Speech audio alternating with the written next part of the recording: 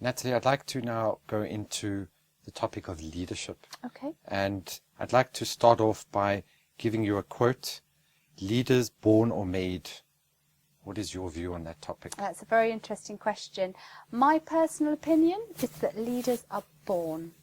I think there's some people that don't have the ambition or the skills or the want to ever become a leader. They're happier to be a follower, if you like. And that's absolutely fine. The world would be a very boring place if we all wanted to be leaders, and it wouldn't be possible.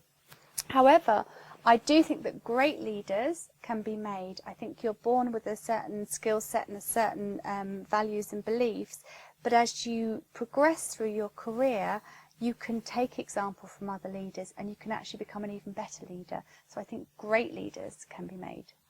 So they can also be developed, especially within the hotel industry. Yeah. Of all the various facets of being an effective leader, which ones do you consider to be the three most essential ones that leaders need today?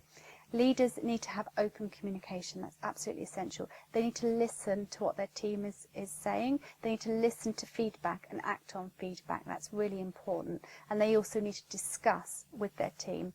I think they need to have a belief. They've got to have that vision, and they've got to absolutely 100% believe in it. And they've also got to have the drive and determination to get there.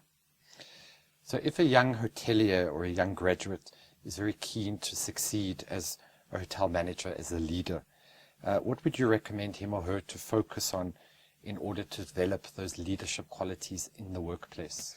I think as a young hotelier, when you're at the start of your career and you're getting your experience, look at the other managers and leaders around you.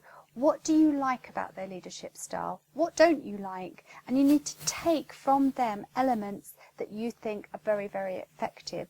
So at that learning stage, it is about looking around you and that development stage and making sure that you draw on what you think are effective leadership styles. So whether it's open communication, whether it's hard work, whether it's leading by example, you look at all those leadership skills and think, that's what I need to do to be effective. In your daily life as an HR manager, as general managers, we work within the service industry in a very diverse cultural environment. How do you manage that very diverse cultural backgrounds of your staff? We are very happy to have a very diverse background. Actually, if you just have two people in a room, you've got diversity. Everybody is built of different beliefs, values, life experiences and wants and desires. I think it's very important to tap into what motivates people. What motivates one person isn't necessarily going to motivate another one. Also, what people's strengths are. We all have very different strengths, and I think once you get to know your team, you can develop on what they're really good at to get the best out of them. Is there any present or past historical personality that you most admire as a leader? I think leaders really need to be very inspirational. Now, perhaps a very topical leader, and not everybody will agree with her policies, but certainly in terms of an inspirational leader was Margaret Thatcher. I admire her because at the time, to be a woman Prime Minister was absolutely fantastic. I admire the fact that she had belief, she had drive. It's very famously quoted that she didn't sleep very much. I think she cared very passionately. And I think perhaps towards the end of her career where she failed was that she wasn't listening to those around her and working on the feedback they were giving her. But I very much admire her for her drive and ambition. I would agree with you 100%. You said very interesting now, she didn't listen properly. Do you think listening skills is a very important part of being an effective leader? Yes, because we don't work in isolation in hospitality. We work as part of a team. So everybody's values and opinions really do matter and count.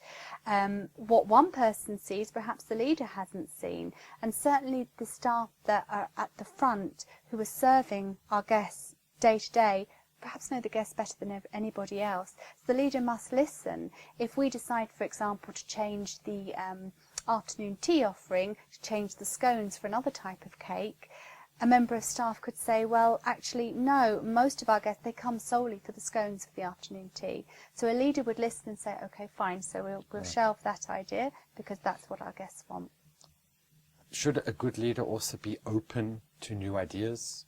Very much so. Or is it, yeah. you know, it's my rule or it's the highway? Yeah, no, that for me would be too much towards dictatorship. No, they need to be very inclusive. How we get the best out of our standards and our ideas is by listening to the whole team. And I believe we employ a very professional group of people, a group of people that have got lots of experience in their field. And I think everybody needs to be listened to, yes. Do you think it's possible to recognize in young hoteliers that are just starting their careers leadership qualities? Yes. They'll often be the noisiest person. They'll obviously be the most vocal in the group and have lots of ideas. They'll probably be the person that shoots their hand up first to volunteer to be chair of this or captain of that. And I think they're the people that are showing lots of passion and lots of energy. They'll probably be the people perhaps that have a lot of restless energy and get bored easily because they need to be challenged. Right. So what should we be doing today within the service and hospitality industry to develop those leadership qualities in the young people? I think they need to be recognised first of all, and then that person needs to be challenged. Give them tasks, give them projects to do, get them to spearhead projects and see how they run with it. One of my very favorite topics is the whole concept of quality guest service. Mm-hmm. And I would just like to end off the interview. Today, the five-star luxuries are providing that quality guest service. But in young hoteliers today, graduates, the leaders of the future, what do they need to have within them? Because earlier you spoke about, you know, hospitality, it's part of our DNA, Mm-hmm. you know, that passion. Mm-hmm. But what does an individual need, you know, within them when they go into the industry, especially the five-star industry that everybody wants to work in order to be able to provide and believe in this passion, you know, of providing quality or outstanding guest service? I think it's very important that first of all they have an attention to detail. You need to really care about the small things. You need to care that the guest is having a great experience, and that involves making sure that every part of his stay is perfect. You need to be able to work hard, and by that I mean really put the commitment in, really show the passion for what you're doing. And you need to show teamwork. You need to show that you are able to get on with a team and that you like working with people. Thank you. Natalie, thank you very much for taking the time out to chat with us. Listening to you the whole day, I think you've been a great inspiration. Thank you. To our students and future graduates. I think you're a true example of having that right DNA, professionalism, being a great leader. And we've thoroughly enjoyed having you with us. Thank you very much. And we hope that you'll visit us again soon in the future. Yes, thank you very much for having me. It's been an absolute pleasure. Thank you. Thank you.